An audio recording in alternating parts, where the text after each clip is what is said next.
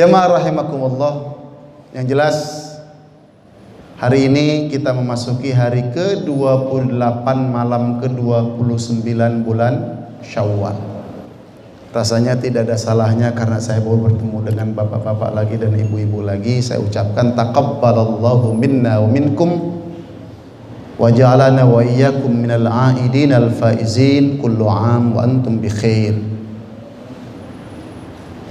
Itu kalimat yang diucapkan ketika kita selesai melaksanakan ibadah saum Ramadan. Taqabbalallahu minna wa minkum, semoga Allah Subhanahu wa taala menerima amal ibadah kami dan amal ibadah kalian semua. Siyamana wa siyamakum, puasa kami dan puasa kalian. Kita berdoa memohon kepada Allah. Wa ja'alana, dan semoga Allah menjadikan kita wa iyyakum, dan menjadikan kalian semua dalam doa tadi minal aidin, termasuk orang-orang yang kembali kepada kesucian diri, al-faizin, dan meraih kesuksesan dan meraih kemenangan. Oleh karenanya doa ini hanya dibacakan buat orang-orang yang puasa. Jika orang kita tahu dia nggak puasa sebulan penuh, ngapain baca itu? Doa itu khusus diucapkan bagi orang-orang yang melaksanakan ibadah saum Ramadan. Minal aidin al-faizin. Artinya bukan mohon maaf lahir dan batin. Salah. Tapi kita sambungkan gak ada masalah. Gak perlu dianggap sesuatu yang bid'ah. Ya, oh bid'ah nggak boleh itu baca minal aidin al-faizin. Mohon maaf lahir dan batin. Artinya kan bukan itu. Iya, memang bukan itu. Tapi yang jelas ini adalah kalimat doa. Ketika kita bertemu, dan diajarkan oleh para sahabat Rasulullah sallallahu alaihi wasallam ketika mereka bertemu setelah Ramadan, taqabbalallahu minna wa minkum siyamana wa siyamakum. Ini ajaran dari baginda Rasul sallallahu alaihi wasallam, ajaran dari para sahabat Rasulullah sallallahu alaihi wasallam. Yang jelas Allah Subhanahu wa taala katakan di dalam Al-Qur'an, fa idza faragta fansab. Ini yang kadang-kadang banyak yang dilupakan. Kalau kamu sudah selesai mengerjakan satu pekerjaan, ingat, siapkan untuk melakukan pekerjaan berikutnya. Jangan menganggap setelah Ramadan selesai. Tidak, ada pekerjaan yang kita lanjutkan. Kebiasaan-kebiasaan baik yang biasa kita kerjakan di Ramadan, ayo kita lanjutkan. Kecuali taraweh mungkin ya. Taraweh tidak. Tapi witirnya, tahajudnya, tadarusnya, qiyamul lailnya, itu jangan ditinggalkan setelah Ramadan berakhir. Sebab kita tidak mau nasibnya seperti kata Allah dalam Al-Quran, wala takunu kallati naqadat ghazlaha min ba'di quwwatin ankatha. Janganlah kamu menjadi seperti seorang perempuan, wala takunu kallati naqadat ghazlaha, seorang perempuan yang melepaskan tenunannya, mim ba'di quwwatin ankatha, setelah kuat, setelah bagus dilepas kembali. Ada ibu-ibu lagi nenun, sudah jadi kain yang bagus, sudah jadi kain yang indah, dibuka kembali sama dia. Nah, kita tidak mau nasib kita seperti itu. Capek-capek puasa, apalagi dalam kondisi seperti kemarin, Masya Allah luar biasa. Dalam kondisi keterbatasan yang luar biasa. Oleh karenanya, kesempatan-kesempatan yang Allah berikan sampai detik ini jangan kita sia-siakan. Dan tidak ada jaminan Ramadannya akan datang kita akan bisa melaksanakan. Tidak ada yang bisa memberikan jaminan tahun depan kita bisa Ramadan lagi. Siapa yang bisa ngasih jaminan? Tidak ada. Mungkin yang tahun kemarin ada yang ikut bareng-bareng sama kita berjamaah di sini, Ramadan kemarin tidak lagi ikut bersama kita. Atau mungkin Ramadan yang akan datang. Makanya jangan bersedih kau ditinggalkan Ramadan, tapi kau harus bersedih apakah kau masih akan bisa menemukan Ramadan di tahun yang akan datang. Sebab Ramadan pergi dan tidak akan pernah hilang. Ramadan tetap akan muncul, kitanya yang akan hilang. Gak perlu sedih ketika Ramadan pergi. Kenapa? Yang kita sedihkan apakah kita tahun depan akan bertemu lagi dengan Ramadan? Ini yang kita harus pikirkan. Jamaah rahimakumullah, Allah katakan dalam Al-Quran sesuai dengan target ibadah saum kita, la'allakum tattaqun. Yuk mari kita sama-sama introspeksi. Sudahkah tattaqun ini kita dapatkan? Sudahkah tattaqun ini kita raih? Jangan melihat orang lain, ayo kita melihat diri. Allah katakan wasari'u ila maghfiratin min rabbikum wa jannatin 'arduha as-samawati wal ard u'iddat lil muttaqin.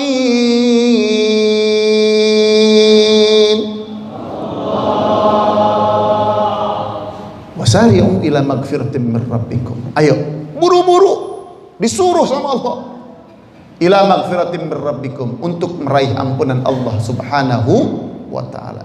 Kita orang yang berlumur dosa, banyak maksiat, banyak kesalahan, banyak kealfaan kita.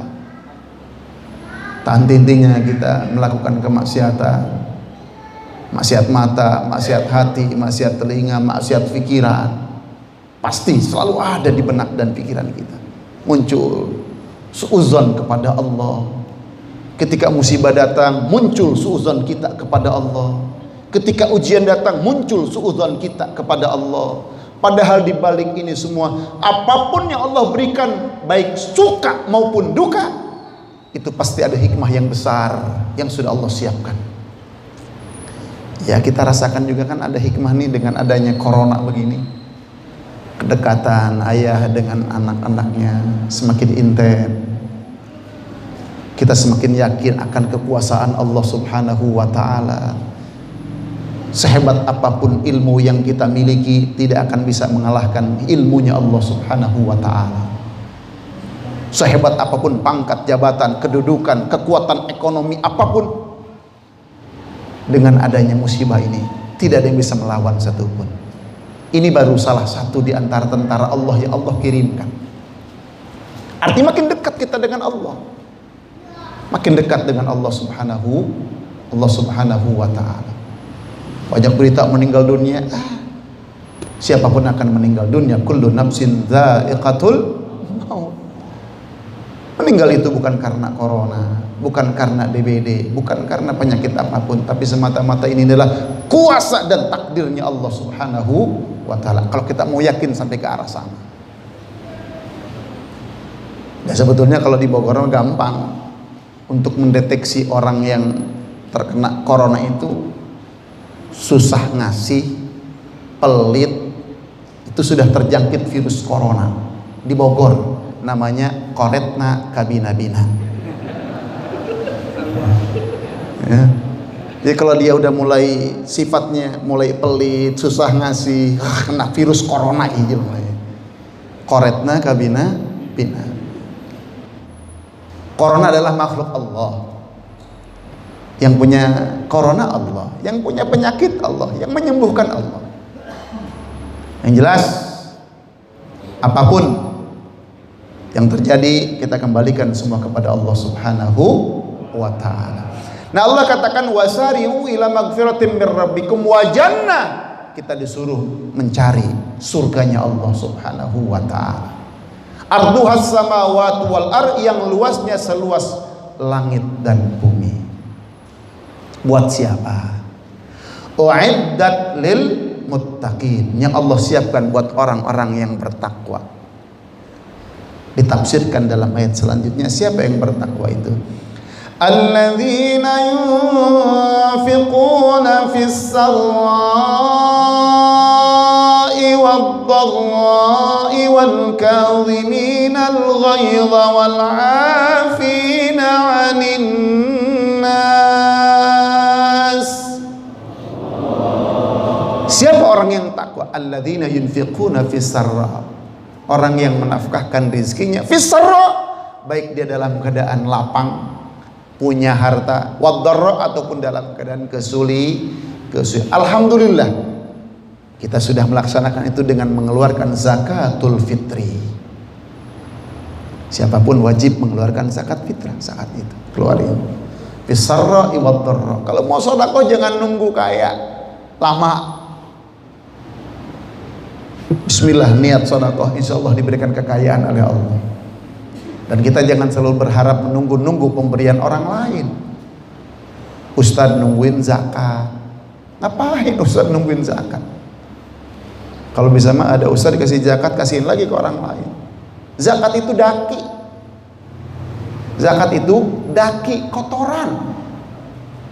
Makanya kan nggak boleh zakat kepada orang tua, masih daki sama orang tua. Zakat kita keluarkan. Alladzina yunfiquna fis sarra'i wad dharra wal kadhiminal ghaidh. Orang yang mampu menahan amarah berarti ciri berhasil puasanya. Kalau belum bisa menahan amarah berarti puasa kemarin belum berhasil. Wal 'afina 'anil nas, dan memaafkan kesalahan orang lain. Makanya kita diadakan acara halal bihalal. Di ajaran Rasulullah nggak ada halal bihalal, bahasa halal bihalal itu nggak ada di hadis Rasulullah, tidak ada. Tapi intinya silaturahim, saling meminta maaf ada dalam Al-Quran. Ada orang mengkritik, apaan sih halal bihalal, bid'ah. Di zaman Rasul nggak ada halal bihalal. Dan memang nggak ada. Tapi Allah sudah bilang walafina anin nas, karena momennya pas setelah Ramadan kita salaman halal bihalal, sesuai momennya, pas momennya untuk saling meminta maaf. Walafina anin nas. Dan ingat di situ bukan saling memaafkan dengan orang Islam saja.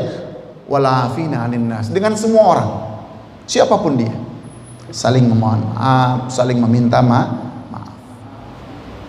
Wallahu yuhibbul muhsinin, dan Allah zat yang mencintai orang-orang yang taat, orang-orang yang berbuat baik, orang-orang yang berbuat baik.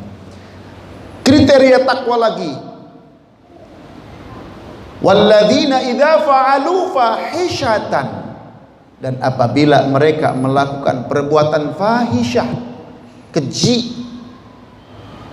Fahisyah di sini perbuatan keji yang dosanya bukan hanya dirasakan oleh pelaku, tapi sekitar pelaku pun akan mendapatkan balasannya dari Allah. Itu namanya fahisyah.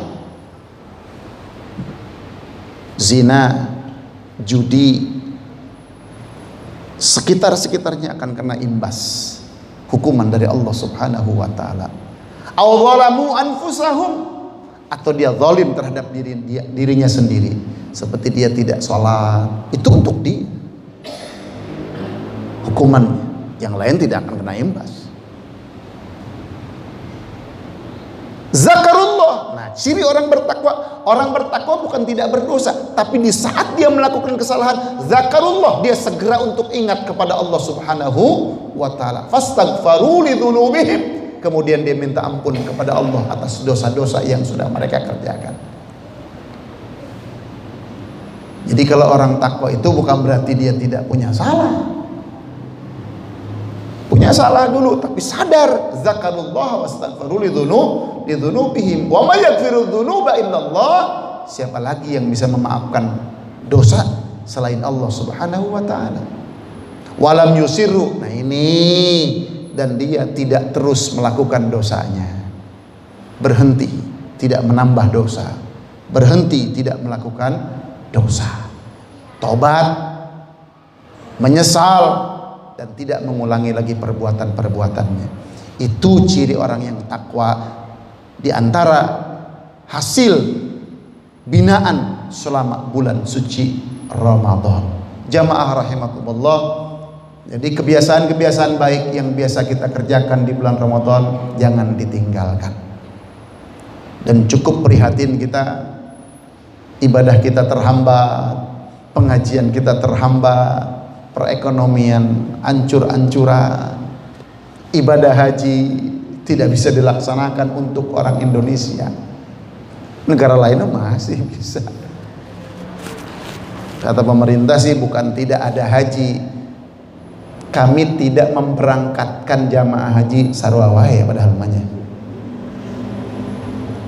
Dan sekarang tuh bahasa-bahasa tidak sengaja tuh udah hal biasa. Oh, tidak sengaja ngasih keputusan, tidak sengaja nyiram, nggak sengaja gitu. Ini kan luar biasa sekarang, fitnah yang luar biasa, fitnah ujian yang besar yang luar biasa. Makanya yuk kita kembali, tanamkan di hati kita kembali kepada pemimpin setia kita, pemimpin abadi kita, pemimpin yang tidak pernah curang, pemimpin yang tidak pernah licik, pemimpin yang tidak pernah culas, dan pemimpin yang tidak pernah khianat, pemimpin yang tidak pernah menyengsarakan umatnya. Siapa? Nabi kita Muhammad. Gak ada cara lain, udah kita kembali aja. Pemimpin kita siapa? Nabi Muhammad. Pemimpin kita siapa? Rasulullah SAW. Nabi yang tidak pernah khianat, Nabi yang tidak pernah culas, Nabi yang tidak pernah curang, Nabi yang tidak pernah zalim, pemimpin yang tidak pernah menyengsarakan rakyatnya. Nasihatnya sampai saat ini selalu dibutuhkan oleh umat manapun. Ujangan-ujangannya, petuah-petuahnya dinanti oleh setiap orang. Pemimpin abadi, pemimpin setia, pemimpin baginda kita Nabi Muhammad sallallahu alaihi wasallam. Tanamkan kepada anak-anak kita. Jangan kenalkan dengan pemimpin yang lain. Kenalkan pemimpin kita adalah pemimpin Nabi Muhammad sallallahu alaihi wasallam. Biar anak-anak sadar, biar anak-anak mikir, oh pemimpin kita mah Nabi Muhammad, yang lain bukan. Ya, jangan sampai ngebela-belain pemimpin, enggak. Pemimpin kita mah satu, Rasulullah sallallahu alaihi wasallam. Masih belum yakin juga dengan kepemimpinan beliau. Pemimpin paling hebat hanya dalam waktu 23 tahun saja seluruh dunia dijangkau. Sampai pelosok-pelosok dunia kenal Islam melalui Nabi kita Muhammad sallallahu alaihi wasallam. Kita kenal Allah dari siapa? Nabi Muhammad. Kita kenal Islam dari siapa? Nabi Muhammad sallallahu alaihi wasallam. Kenal hak, kenal batil dari siapa? Dari Rasulullah yang mengajarkan. Itulah pemimpin yang abadi, pemimpin setia, pemimpin yang luar biasa, Rasulullah sallallahu alaihi wasallam. Mudah-mudahan pengajian kita diberkahkan, karena tadi minta cukup 20 menit. Ada undangan dari siapa tadi? Pak Haji, jamaah masjid untuk tasyakur khitanan, melaksanakan kewajiban, salah satu kewajiban umat Islam itu di khitan. Dalam mazhab Syafi'i hukumnya adalah wajib, baik laki-laki maupun perempuan. Dalam mazhab Syafi'iyah hukum khitan laki-laki wajib, perempuan juga wajib, cuma beda cara. Kalau laki-laki dipotong kulupnya, kalau perempuan dicongkel, dibuang. Biar apa hikmahnya? Biar nurunin syahwatnya. Itu hikmahnya. Sempat ramai dulu kan, haram nggak boleh, perempuan dihitan nggak boleh. Padahal itu ajaran Rasulullah Sallallahu Alaihi Wasallam. Dalam mazhab Syafi'i hukumnya wajib, laki-laki dan perempuan sama, hanya beda cara. Kalau perempuan dipotong mah repot, perempuan cukup dicongkel saja. Kalau bahasa biologinya klitorisnya ada sesuatu yang sedikit lebih digituin aja, sama maberang biasanya. Itu namanya khitan buat perempuan. Kalau buat laki-laki dipotong kulufnya, dipotong kulupnya, nanti ketarik, sudah bagus lagi. Kalau tidak ada khitan, itu terkumpul najis, kotoran di dalamnya. Itulah hikmahnya. Makanya alhamdulillah kita diberikan pemimpin yang luar biasa, yang sampai mengajarkan hal-hal yang kecil sekalipun diajarkan oleh baginda Rasul Muhammad sallallahu alaihi wasallam. Tanamkan. Kalau ditanya pemimpinnya siapa? Nabi Muhammad. Pemimpinnya siapa? Nabi Muhammad. Idolanya siapa? Nabi Muhammad. Selamat hidup kita. Kalau kita menjadikan Nabi Muhammad sebagai pemimpin kita, hidup kita selamat dunia akhirat. Amin ya rabbal alamin. Wallahu a'lam bissawab. Al-Fatihah.